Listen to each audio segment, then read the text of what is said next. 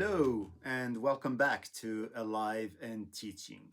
So, last time I explained the reasons why this podcast exists.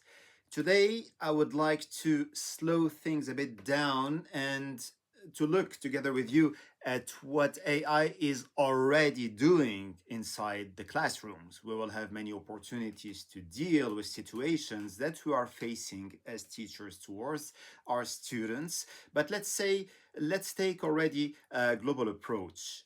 No hypotheticals here, but just talking about what is already happening in the classroom. Let's go.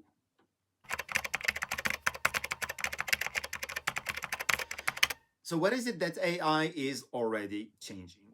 Well, maybe first of all, we should take for granted the fact that AI is already present. We have many ways of teaching, we have different approaches to dealing with AI and the effect that it has on the classroom and or on our students. Some would allow computers or devices, some wouldn't. I think everything is valid there, at least so far. Why? Because as long as we know, as long as we are sure that what we are saying is getting the message to the students, is getting the message that we care about to the students, we have something I would say that is already that is safe or that is already guaranteed. That said, AI is already present, and that means that before coming to classes, we know that a majority of students use AI already.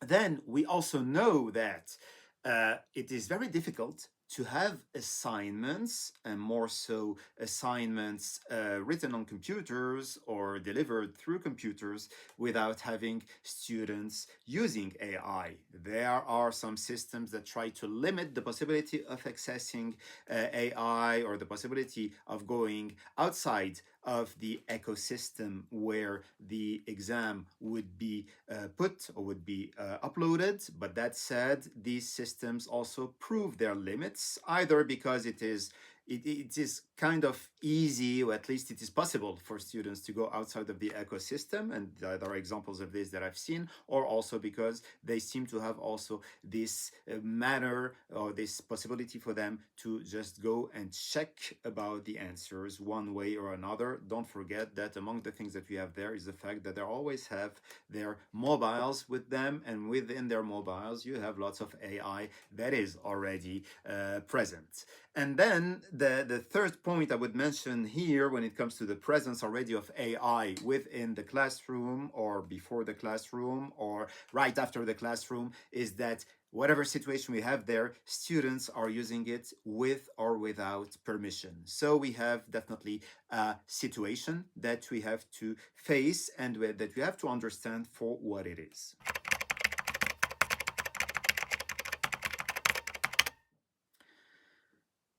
So from here, the fact that we should understand also that the way students use AI is not being done necessarily out of a belief that they are misuse it by default. And this is where I insist on the fact that many students use AI, but I'm not sure of how many among them know how to use AI. And here we have a key point that we will find over our discussions in the coming times. But then besides, I would say that we should be aware at the same time that even with not using it the way it should be used, many students still use AI to organize their thinking or maybe to have their thinking done. Anyway, they believe that with AI they are getting to something that is helping them channeling or helping them delivering something that is being asked from them.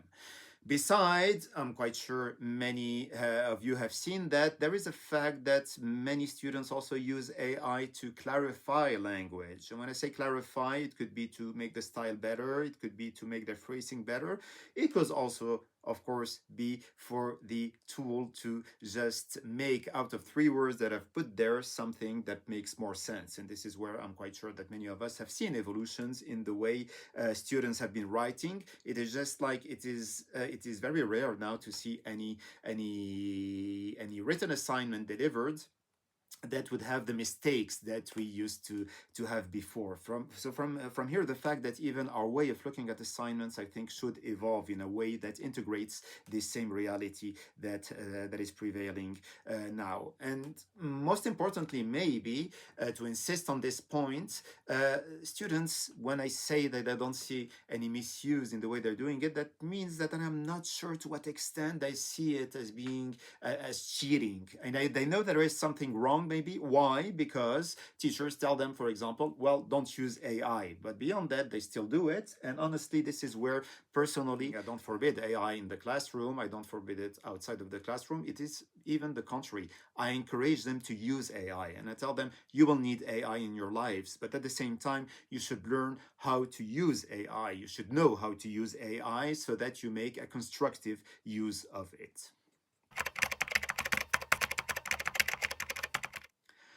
And then when it comes to us, I think it makes no doubt that some traditional assignment methods that we used to use as teachers have collapsed, definitely. The things that I have in mind here would be, for example, the summaries of text that we have there. We used to ask students for summaries. Well, the fact is that now summaries can be generated very easily in a couple of seconds, if not less, by AI tools. That's one reality. The other reality is that when it comes to definitions, they used to look for definitions in an online dictionary that wasn't always the best, and now they look for definitions in AI and in AI tools, and the statistics, sorry, that there are about the number of people using Google, for example, as opposed to the number of people using AI for their research, is a clear indication on this. And then the generic essays also are definitely collapsing. I'm not sure that they're behind us. I think that we should keep something of them because we have to structure the mind of our students, and this is a wonderful way to doing it. But to be honest, when it comes to me, I put more accent on discussions and more accent on previous preparation before coming to the class so that I discuss with students, at least at an undergraduate level. And then when it comes to the master's level, this is where I ask them and I care more about the research paper. But why? Also because it is possible for me to follow up, I would say, professionally and to follow up seriously on 5-10 students. When it comes to 40 students, it is really materially impossible to doing it. So from here, the fact that even if though the word may sound a bit too strong, I would say that the collapsing of some of the traditional assignments is something that we are witnessing.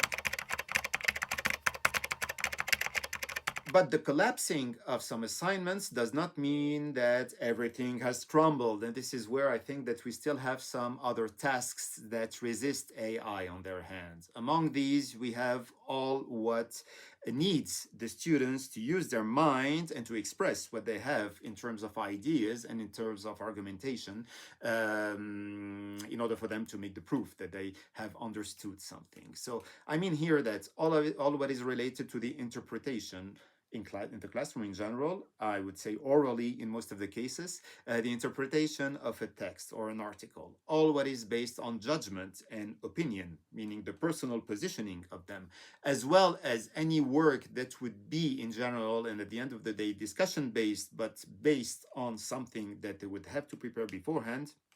This is, I think, what is the most efficient methods when it comes to assessing what their knowledge is about. Do they need to write? Yeah, they need to write. Do we have ways to doing it? Of course, we have ways to doing it.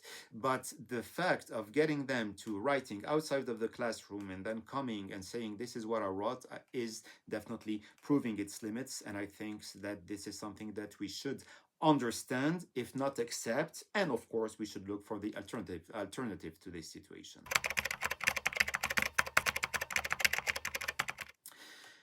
And so, what is the real question at the end of the day? I think that maybe what is it that we are actually grading is what should be at the center of the discussion. We need to know what is it that we are grading. We need to know to what extent the old assignments work, or to what extent we should have something new, something a bit more innovative, that would allow us to see not only what their level is, but also to make it sure that they got something out of what we've been explaining to them.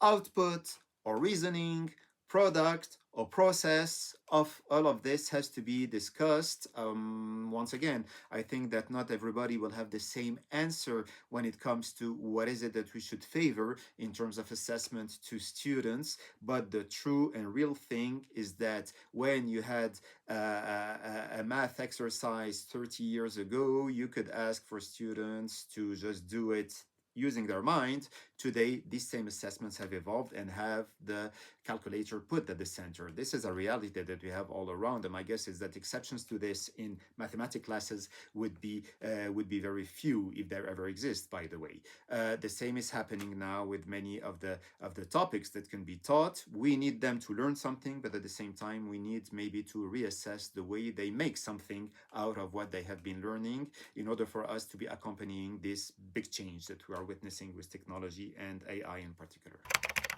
This is it for today. Thank you very much for watching or listening to this episode, and see you in the next episode. Take good care by then. Bye bye.